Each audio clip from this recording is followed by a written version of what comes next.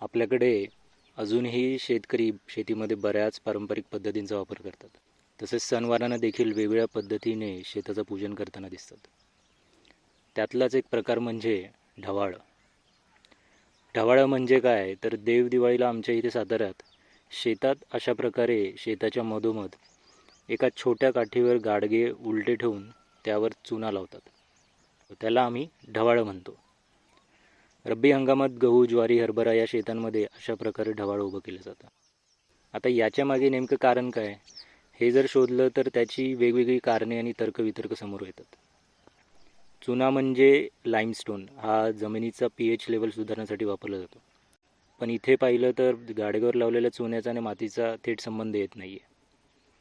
काहीजण या ढवाळ्याला देवदिवाळीतला कंदील म्हणतात. काहीजण म्हणतात की या चुन्यामुळे रात्री शिकारी पक्ष्यांना उंदीर वगैरे पाहायला मदत होते. रात्री चुन्यामुळे यावर काही मित्र कीटक आकर्षित होतात का, हे देखील पाहावं लागेल.